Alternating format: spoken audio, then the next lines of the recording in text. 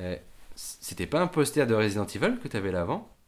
Non, c'était un poster de Citizen Kane. Non mais si, je crois que c'était Resident Evil 3 en plus.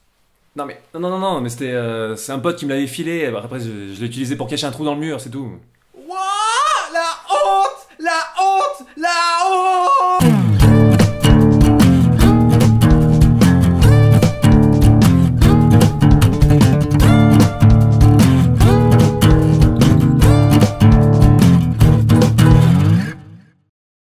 Salut à tous, je suis le Fossoyeur, et aujourd'hui j'ai déterré pour vous l'un de mes amours coupables.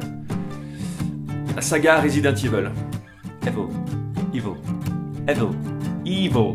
Difficile de trouver une série aussi conspuée que celle-là. Pourtant, des films de genre de série Z qui donnent dans le grand n'importe quoi, il y en a beaucoup. Mais les Resident Evil, ils ont un statut particulier, surtout parce qu'ils sont adaptés d'une des séries de jeux vidéo les plus populaires de tous les temps, ce qui a attiré quand même beaucoup d'attention sur eux. Beaucoup trop, probablement. Bon alors, pour faire court. Les jeux au départ, c'était un hommage à George Romero, le parrain des films de zombies modernes. L'histoire de base est ultra simple.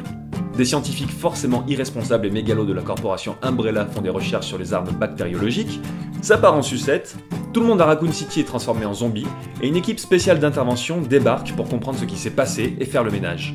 Plutôt pas de prise de tête à adapter donc, suffisait de se calquer là-dessus, de faire un truc esthétiquement pas trop éloigné pour pas braquer les fans. En toute logique, ça avait l'air simple. En toute logique. À Hollywood.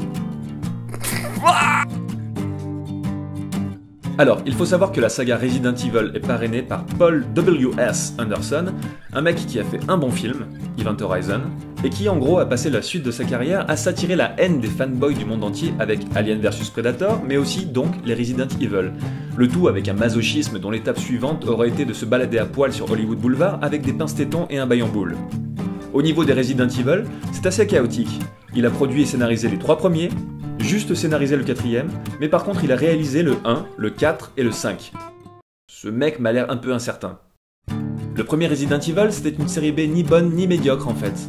Au final, c'était juste une énième adaptation de jeux vidéo raté qui essayait de prendre quelques libertés avec le jeu, mais qui à cause de ça se vautrait systématiquement. Le film s'est surtout fait bâcher parce qu'il réussissait la prouesse d'être un film de zombies tout propre, pas gore pour un sou. Et vu les jeux sur lesquels il est censé se baser, on peut dire que c'est plutôt une sacrée hérésie. Les producteurs ont essayé de rectifier le tir dans le 2ème épisode en pondant un scénario et une esthétique plus proches des jeux, en tentant au passage de se donner des airs cool en faisant des références aux maîtres du genre.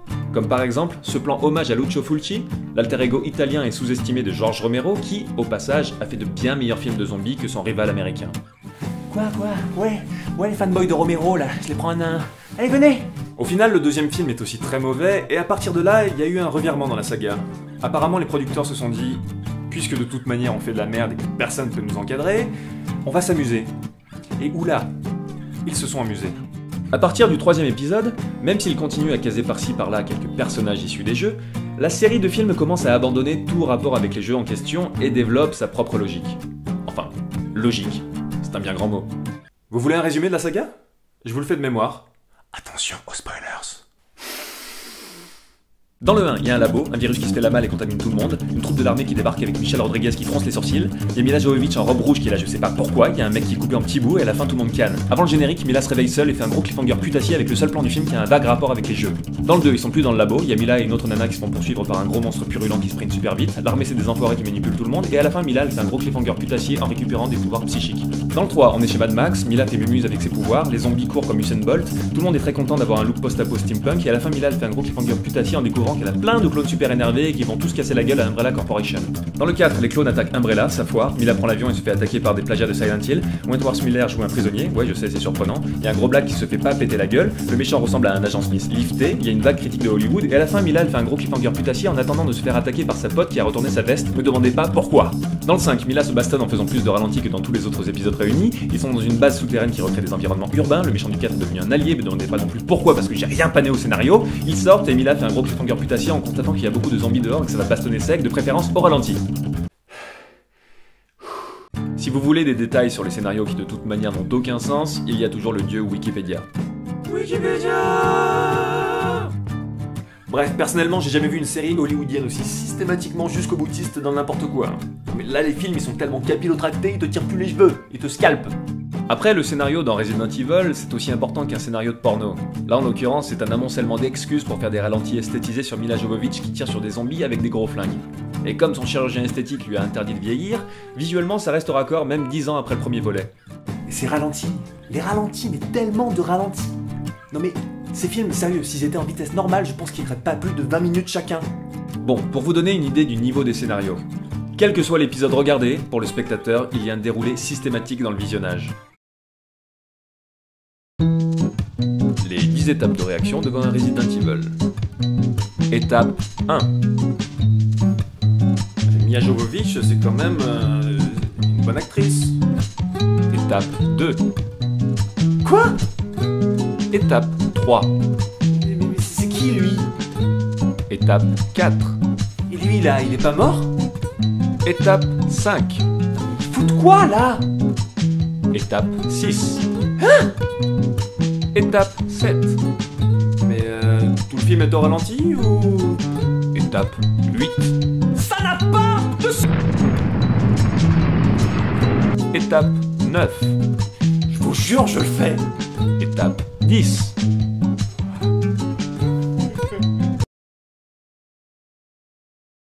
Les Resident Evil, c'est typiquement les séries B du dimanche, tellement clichés et codifiés que les plus fatigués peuvent les regarder en pilotage automatique, et les plus masos peuvent énumérer toutes les incohérences et les plagiats. Et Dieu sait qu'il y en a beaucoup. Bon, je vais pas lister les incohérences ici, parce que rien que pour le 1, j'aurais besoin d'une chronique de minimum 1 heure. Mais au niveau des plagiats, je dois dire que j'ai rarement vu des films aussi assumés dans leur racolage.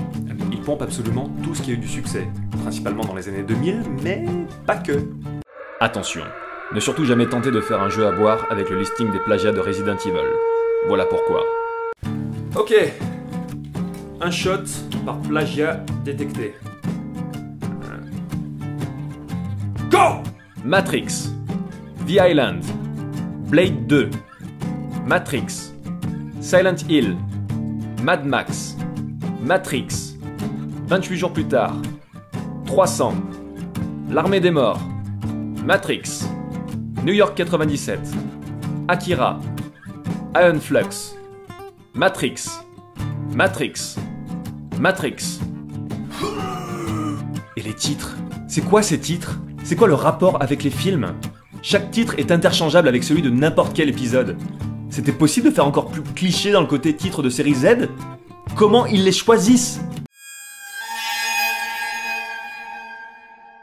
Et pourquoi je parle de tout ça déjà, moi? Parce que tu les kiffes, ces films! Là-haut! Oui, bah oui, j'avoue. Très sincèrement, je pense que la saga Resident Evil, c'est tout simplement la meilleure série de nanars à gros budget des années 2000. Ouais! Pour rappel très rapide, un nanar en gros c'est un film tellement nul qu'il en devient super rigolo et divertissant. Et je vous renvoie là pour plus de précision.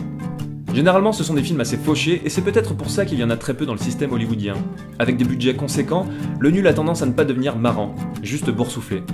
Après, il y a des exceptions. Dreamcatcher par exemple. Énorme nanar où des mecs se font attaquer par des étrons de l'espace. Oui, des étrons de l'espace. Enfin, il faut dire que le visionnage est déjà justifié rien que pour les sourcils de Morgan Freeman. Et la saga Resident Evil donc. Oui, objectivement elle est pourrie, mais elle est aussi super drôle. Et personnellement j'attends fébrilement chaque épisode pour me marrer encore plus. Et énumérer les plagiats supplémentaires, ça, c'est un sport à part entière. Bref, tout ça pour dire, n'oubliez surtout pas de bien discerner les différents types de nullité. Parmi tout ça, on peut trouver de la bonne nullité qui vaut le détour. Mais c'est encore de la nullité à ce moment-là? Mindfuck philosophique. Bref, pour tout ceci, je porte un toast à la saga Resident Evil.